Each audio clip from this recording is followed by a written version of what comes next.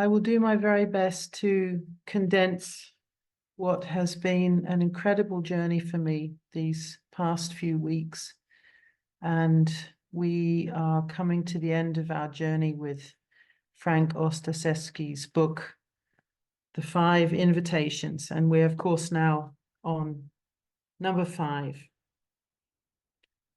And the wisdom that he shares in the book, as we know, is how to live well, how to be a bon vivant, as they say in French, knowing that death, in whatever form that may be, is inevitable, and how to enjoy the journey and make the most of it while we have the opportunity. So, as we've explored together, the first invitation, of course, was don't wait. The second is to welcome everything and push nothing away. The third was to bring our whole self to any experience. And the fourth was to find a place of rest in the middle of things, no matter what that may be. And finally, to cultivate what in Zen practice is known as don't know mind. And that's what I'd like to spend the next 10, 15 minutes with you on. And my apologies if we run over a little time. If you have to leave, I'm sure many of you have other things to do this Sunday, but with your permission, I'll just perhaps have to tip ever so slightly past the hour mark. And again, I'm so sorry that it's because of the time difference between us.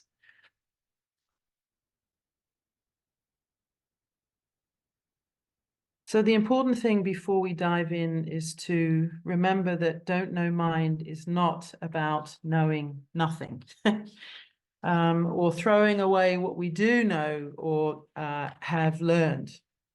Don't know mind is simply this. It's not needing to have all the answers.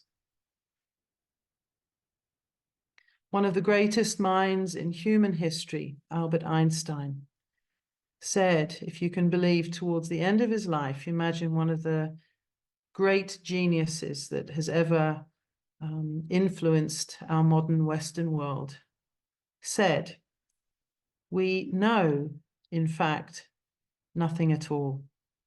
All our knowledge is but the knowledge of school children. The real nature of things we shall never know. The more I learn, the more I realize how much I don't know.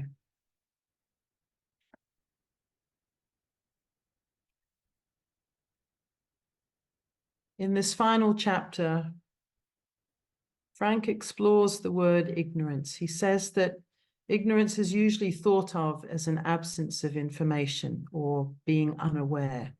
But as he so beautifully explores and puts it, it's more than that. It means that we know something, but it's perhaps wrong or it's misperception. Don't know mind actually is beyond knowing and not knowing. It's beginner's mind. And don't know mind is an invitation to enter and be in life with fresh eyes. Frank Zappa is accredited with saying this, and I love it. A mind is like a parachute. It doesn't work if it's not open. And because of Frank's work, working in hospice and working with those who are in that incredible journey between here and what we call life and entering into that which actually we don't know. Of course, when one encounters dementia and things like Alzheimer's, it is confronting. And I'm pretty certain I'm not the only one in our group who either knows or has people in our immediate or outer circles that have either had to deal with it or are currently struggling with it. And I think that fear of losing our memory is quite common. But it was interesting to me that Frank said that, in fact, if we think about it, we've been losing our memories all along. Memory, and I'm going to quote a beautiful quote from, you may know her also, Barbara Kingsolver, the very great, amazing American author. She's just won a major prize for her most recent novel. And she says this: memory is a complicated thing, a relative to truth, but not its twin. In our rational world, we can often have unquestioning faith in our reason. And I think that it's fair to say that in our modern world, reason sometimes is that which drives us most. And we often connect clear thinking with competency and worth. And we associate memory with accuracy, and accuracy with truth, and truth with righteousness. But as we know, memory is not objective and not always exact or even permanent. Our memories are quite malleable. One study demonstrated that every time we remember something, our brain networks change in ways that alter our recall of the original event. It's a bit like if you remember as a kid playing the old telephone game, or Chinese whispers, we called it when we were growing up. Often these errors become part of our experience. And it's been very interesting for me this past month, well, let's say 2 months, because I had my sister here visiting, and one of my longest term friends is currently here. His name is Darren. And it's so interesting when you're with people who've known you for a long time, and it's always quite stunning, the things that they remember and you've forgotten, or vice versa. Or in fact, you're recounting of certain stories and you say, no, I wasn't wearing a blue dress. I was wearing a red dress. I'm sure you know what I'm talking about. And these, of course, are things that we have to remember and guard against when we're making assumptions. I want to tell you a lovely story that Frank shared in his final chapter. He talked about one of his great teachers, and I hope I don't butcher his name because he really was a remarkable name. His first name is Harrison, and his last name is Hoblitzelle, or Hoblitzelle. But of course, for obvious reasons, they called him Hob for short. And Hob was a comparative literature professor, a psychotherapist, a Buddhist teacher. He trained at Harvard Divinity, and amongst his many achievements, he created a thing called the Greenhouse Inc.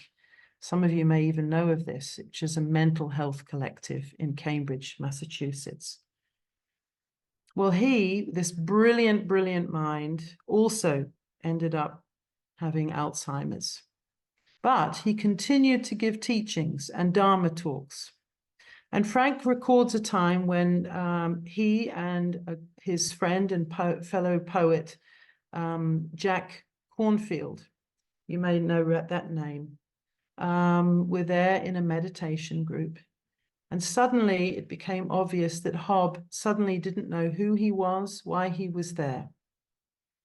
But I guess perhaps because of his training, he decided just to pause, not run away, and instead start speaking his thoughts and his feelings out loud. And he gave voice to his experiences in that moment. And this is what he said: blank mind, curiosity, nervousness, calming, blank mind, loving feelings, warmer, less trembling, still uncertainty. This went on for quite some time, and eventually he stopped. And when he did, he bowed to the audience, who stood up and applauded him and his courage. It was, several said afterwards, one of the finest teachings that they had ever received.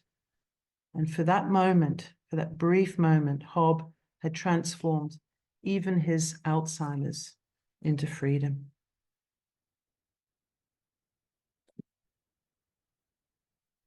Frank said, and I want to quote him directly if I may, "We are not just what we think, what we say, what we do, and certainly not what we remember.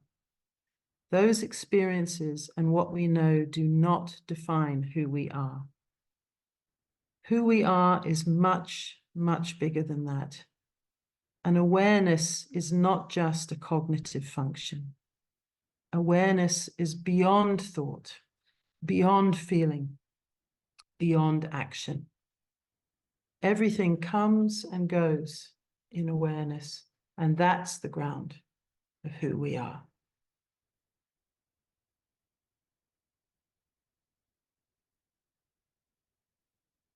The second thing, and there's three things I wanted to share with you, and the second is this. And I'm going to quote, and again, I hope I don't butcher his name, a beautiful Indian guru of non-dualism. About 50 years ago, he died. His name was Nisargadatta Maharaj. He said, "Wisdom tells me I'm nothing. Love tells me I'm everything. And between the two, my life flows."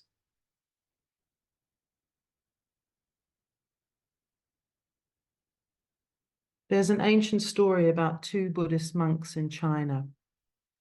One was called Fayan, a young wanderer, and Dizang, his teacher. Dizang saw Fayan dressed in his traveling clothes and about to embark on a journey. Dizang said, "Where are you going?" Fayan said, "On a pilgrimage." Dizang asked, "What's the purpose of your pilgrimage?" Fayan said, "I don't know." Dizang said, "Not knowing is most intimate." Of course, the pilgrimage is a metaphor for our daily life. And in our culture, as we know, very often knowing is power. And I was curious, why did the teacher use the word intimate? Well, I discovered that it was an invitation, of course, to come closer, to fully embrace and lovingly engage with our life right here where we are now, rather than try to move beyond it. And it's a recognition, as I said earlier when we were about to meditate, that we already belong. A beautiful Zen quote that says, the path is right beneath your feet."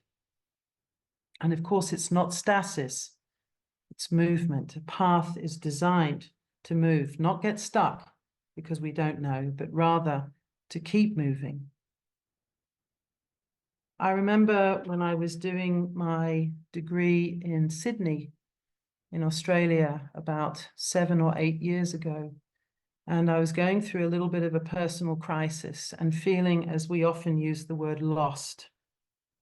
And my professor, who was more than a professor to me, was very much a guide, almost like a father to me, said, "Being lost is actually not a bad thing, because when you are, all of your senses are alive."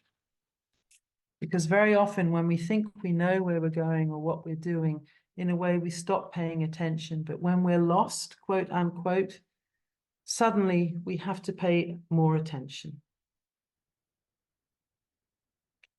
And if you translate from Sanskrit, the famous Heart Sutra, it says, "Form is emptiness, emptiness itself is form." Try meditating on that. Form is emptiness. Emptiness itself is form. Emptiness is a difficult word for us, especially as Westerners with our Western mindset. We normally associate empty with deficiency or a void. But rather, as I've discovered in really exploring this chapter, emptiness is not that at all. It's an open expanse, a field with no edges that's not limited by any concepts. And when I was pondering on this, I remembered two things. One was when I was going through this difficult time in my life, I would very often find myself walking down to the peninsula, which was at the bottom of my road. And there it was right on the edge of the ocean, and I was facing out onto the Pacific. And there was just a whole lot of horizon. And somehow that standing there, hearing the waves crashing around me and feeling the power of the ocean and just seeing this vast expanse, it held me, actually. And I think there's something innate in all of us that really do grapple and understand this sense of emptiness, being a holding, being a very potent space. Same thing when I was in the center of Australia. And I swear to you, I was standing on a little mound looking out over the red desert in the center of Australia. And it was so vast that I could actually see the curvature of the earth. And it was humbling, but it was holding. And I think it's a powerful metaphor and a powerful visual for what Frank in this chapter is talking about.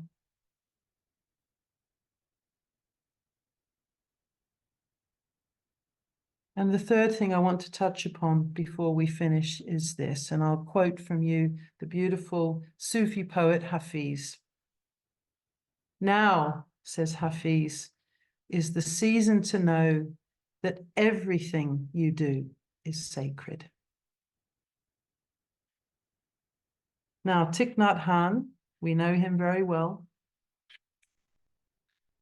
He once went into a room with children, and so I'm going to just try a little experiment here so that hopefully all you'll be able to see is the white page. He held it up to the children and said, "Children, what do you see?" And of course, most of them said a white page. But then he said, "But what else do you see?" "Well," says one child, "I see clouds." Another said, "I see rain." And another said, "I see trees." And Thich Nhat Hanh said, "Without clouds, there will be no rain. Without rain, trees cannot grow. And without trees, we cannot make paper. And if we continue to look, we can actually see the logger who cut the tree and brought it to the mill to be transformed into paper. And we see the fields beyond the trees, and in those fields are wheat. And we know that the logger cannot exist without his daily bread. And therefore the wheat that became his bread is also in this sheet of paper. And the logger's father and the logger's mother are in it too. And when we look in this way, we can see that without all of these things, the sheet of paper cannot exist. And looking even more deeply, we can see that we are in it too.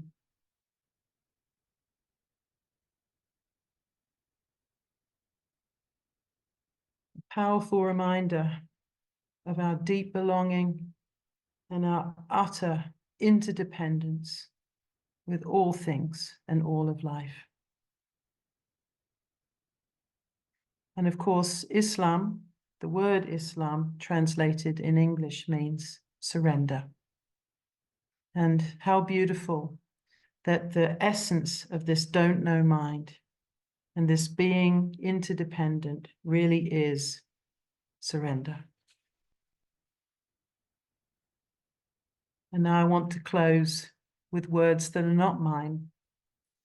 I'm going to share 3 very short extracts from poems, but you'll see why I've decided to leave them to the end. I think they are a fitting way of closing this series and leaving you with the essence of what this book is all about and what these teachings are all about. The first one is this. Antonio Machado, the poet, said, "No, my soul is not asleep.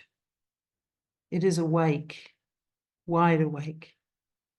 It neither sleeps nor dreams, but watches.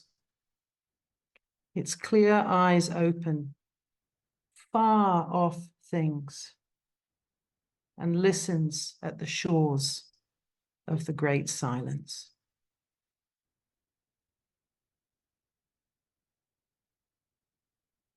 And then a Japanese poet by the name of Kozan Ichikyo, who died in 1360, so we're talking some time ago now. His poem was this. "Empty-handed, I entered the world.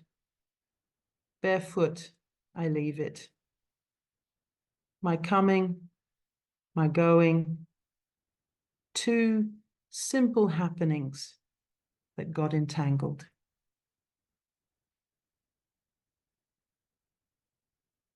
And finally, a poem that was given to Frank by someone who was in his hospice. Shortly before she died, she had a number of different struggles, including, I think, struggle with her own mortality and her own imminent passing. But she used to journal a lot and write a lot of things. And what she had written, eventually she turned into a poem, and she gifted it to Frank before she passed.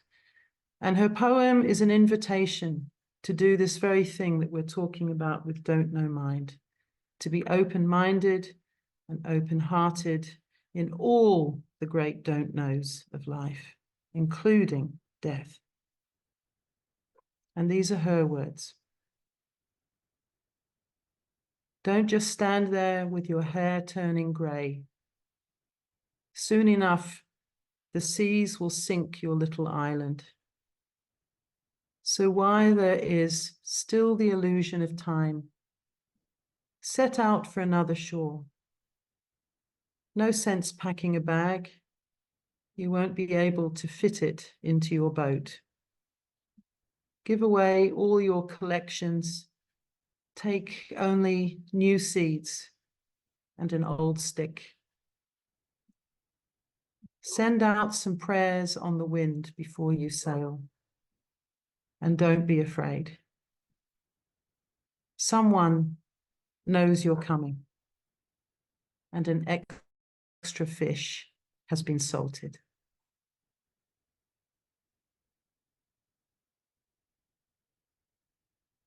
And with those words, I want to wrap up this incredible journey that I personally have been on, and we've been on collectively. And I hope that you've drawn much from these chapters, from this wisdom, and to bless you with all of that and to thank you.